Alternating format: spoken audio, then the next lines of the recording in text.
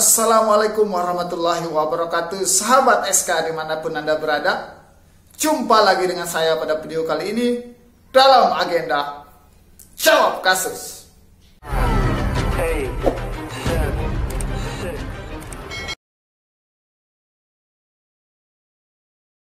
Baik sahabat SK dimanapun Anda berada, semoga selalu dalam keadaan sehat dan dimurahkan rezekinya oleh Tuhan yang Maha Kuasa, yaitu Allah Subhanahu wa Ta'ala. Semoga segala bentuk aktivitas dan permasalahannya dapat selesai dengan segera. Pada video kali ini saya akan menjawab kasus dari Pak Kennedy Fakfahan dari Kabupaten Tapanuli Selatan, Provinsi Sumatera Utara.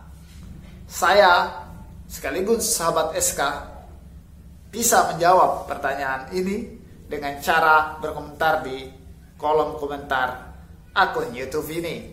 Nah, sahabat SK, Pak Kennedy Fakfahan adalah sekretaris desa di Kabupaten Tapanuli Selatan, Provinsi Sumatera Utara.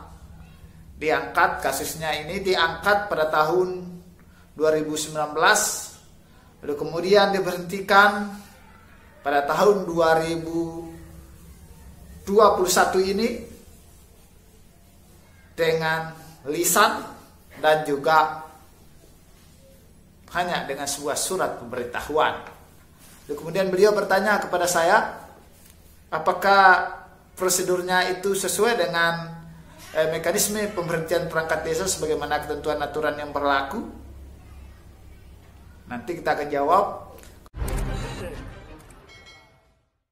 Terkait mekanisme atau cara pemberhentian perangkat desa, mekanismenya ini itu diatur dalam pasal 5 Peraturan Menteri Dalam Negeri nomor 67 tahun 2017, perubahan atas Permendagri nomor 83 tahun 2015. Lebih jelasnya akan saya bacakan supaya jelas. Nah, dalam pasal 5 ayat 1 ini mohon didengar dengan baik-baik. Kepala desa memberhentikan perangkat desa setelah berkonsultasi dengan camat. Ini mekanismenya. Berarti kepala desa wajib berkonsultasi dengan camat. Kedua, perangkat desa berhenti karena A. meninggal dunia, B. permintaan sendiri, dan C. diberhentikan. Kemudian ayat 3, perangkat desa diberhentikan sebagaimana dimaksud ayat 2 poin C. Yang pertama karena tersangkut tindak pidana atau dihukum pidana minimal 5 tahun berdasarkan putusan pengadilan yang telah mempunyai hukum tetap. Artinya tertulis putusan pengadilannya itu. C. berhalangan tetap, artinya sakit, dia tidak bisa menjalankan tugas. D. tidak lagi memenuhi persyaratan sebagai perangkat desa, yaitu misal tidak tamat SMA atau lainnya. Dan E. melanggar larangan sebagai perangkat desa.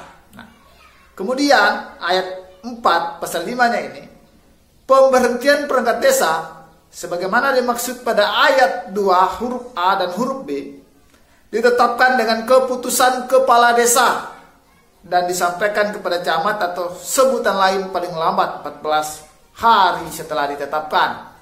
Kemudian 5, pemberhentian perangkat desa sebagaimana dimaksud pada ayat 2 huruf C dikonsultasi terlebih dahulu dengan camat atau sebutan lain. Kemudian ayat 6 pasal 5 tadi, rekomendasi tertulis camat atau sebutan lain sebagaimana dimaksud ayat 5 didasarkan pada persyaratan pemberhentian perangkat desa. Nah, jadi di pasal 5 ayat 4 sudah jelas bahwa pemberhentian perangkat desa ditetapkan dengan surat keputusan kepala desa, artinya SK. Nah, bagaimana kalau dengan lisan? Nah, seperti pertanyaan Pak Kennedy, bagaimana kalau hanya dengan surat pemberitahuan? Nah, jika mengacu kepada peraturan tadi, maka jelas pemberhentian Bapak itu tidak sah.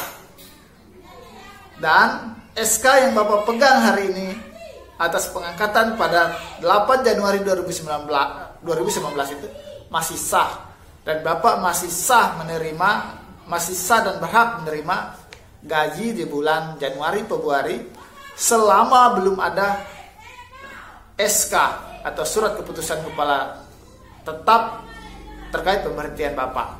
Nah, kemudian Bapak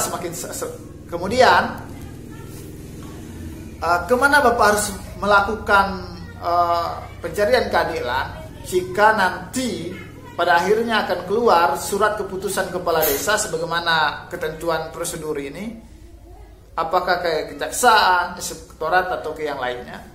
Nah, jadi Bapak bukan ke inspektorat, bukan juga ke bupati, bukan juga ke camat, dan bukan juga ke kejaksaan, tetapi Bapak dibantu oleh pengacara paling tidak nanti melakukan upaya gugatan. Artinya Bapak menggugat surat keputusan kepala desa tentang pemberhentian Bapak ke pengadilan tata usaha negeri yang terdapat di kota masing-masing, karena SK kepala desa itu hanya bisa dibatalkan. SK pemberhentian Bapak Kennedy Pakpahan nantinya hanya bisa dibatalkan melalui putusan pengadilan tata usaha negeri di kota masing-masing. Nah, oleh karena itu dapat saya simpulkan Pak Kennedy Pakpahan bahwa selama tidak ada SK pemberhentian yang Bapak terima, kalau hanya masih sifatnya lisan atau surat pemberitahuan, Bapak silakan masuk ke kantor seperti biasa. Dan kalau kemudian Bapak dikomplain atau dipertanyakan terkait masuk kantornya Bapak, ya sampaikan ke Kades bahwa Bapak memberhentikan saya tidak melalui mekanisme sehingga saya masih sah sebagai perangkat desa. Dan yang kedua, tetap saja Kadesnya tidak mau mengeluarkan surat keputusan, dan Bapak silakan dia masuk kantor seperti biasa karena Bapak sedang menjalankan proses hukum, proses penegakan aturan. Nah, kalau kemudian nanti pada akhirnya ya Kades tidak mau ya, dan Bapak tidak mau dibayar gajinya, ya lapor saja ke polisi terkait penahanan hak Bapak, dan dasar Bapak menagih gaji ke Kades itu adalah SK Bapak yang masih berlaku, karena SK itu masih sah selama belum ada SK pemberhentian.